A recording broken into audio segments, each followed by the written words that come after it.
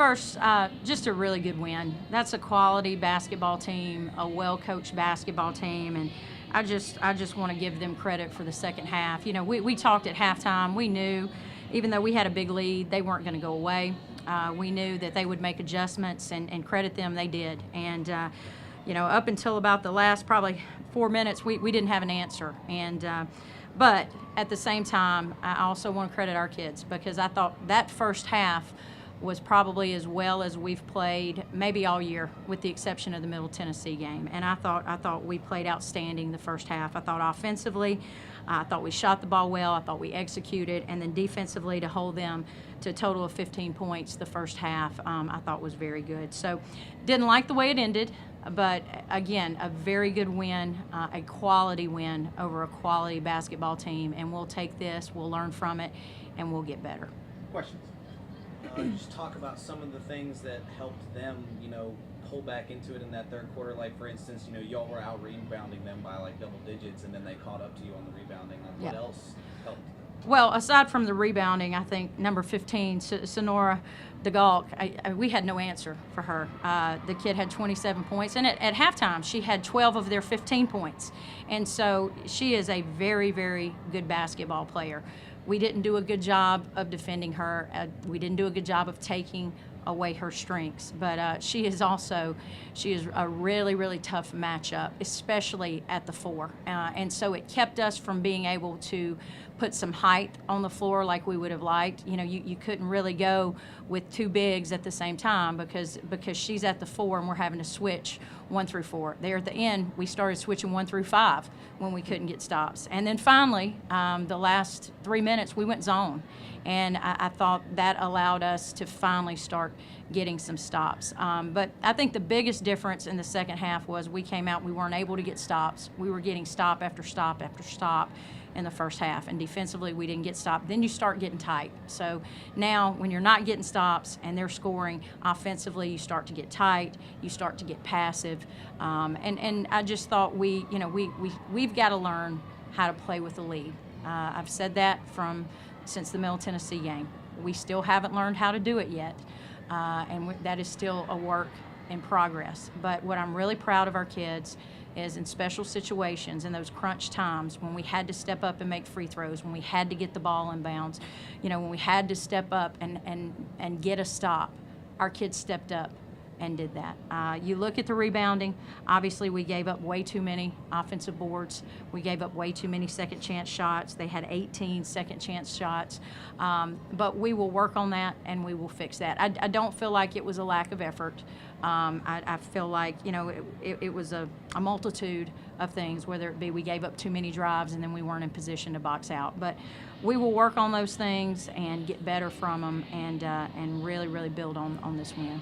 You say you guys didn't really have an answer for Sonora, but on the other hand, like, she scored almost all of their points. Do you take any kind of positive out of that? Like, you were able to shut out the rest of the team? Yeah, I mean, obviously you do, but at the same time, it wasn't really about. It was more about how she got her points, because we didn't take her strength away. But again, you have to credit that kid.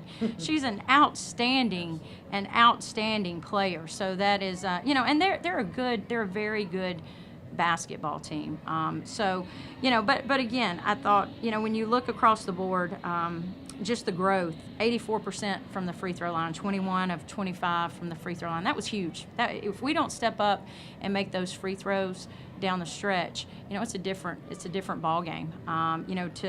We've struggled. We obviously struggled with the press. We haven't been struggling with the press, but we struggled with it today.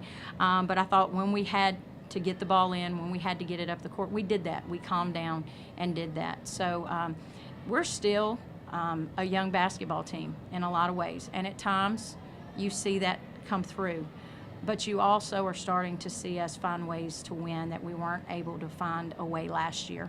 And so that is what I'm going to take from this. That's what I'm going to focus on. We've got another big one on Friday with Lipscomb. They've been a very, very tough matchup for us the last 2 years, and so we're excited about another opportunity against them. And we'll have to go to Nashville and play on their home court, but we've got an opportunity to really do some good things going into this Christmas break.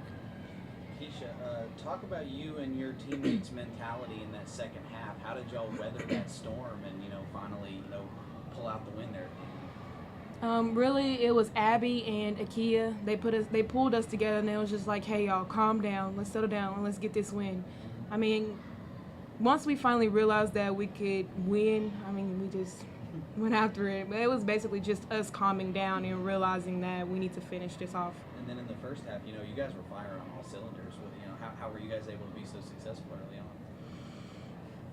Mainly, we just had that attacking mentality, really. That's how we just approached it. I felt like we didn't have that same mentality in the second half. We kind of lacked off a little bit because we was trying to, protect that lead. But we're going to grow from it and learn how to continue to keep that lead and not so much, protect it. Kesha, talk about the education day with the crowd. Did the team kind of feed off that energy because of how loud it got? Most definitely. We loved the crowd. It was amazing. Coach, 16 of your 25 second half points came at the foul line. You talked about how important the foul shooting was, but how much have you guys been stressing the foul shooting? Oh, it's something we work on consistently every day, and I think that shows a lot of growth with our basketball team, especially in pressure situations, to step up. It's easy to knock them down in the first half when you're not tight, when there's no pressure, but to have to go to the line with the game on the line and knock those down, I think is huge. The other thing that stands out to you when you look at the stats is we got six shots in the third quarter. We got 6 shots in the fourth quarter, versus 18 in the first, 11 in the second. And so, a lot of things factor into that. Turnovers.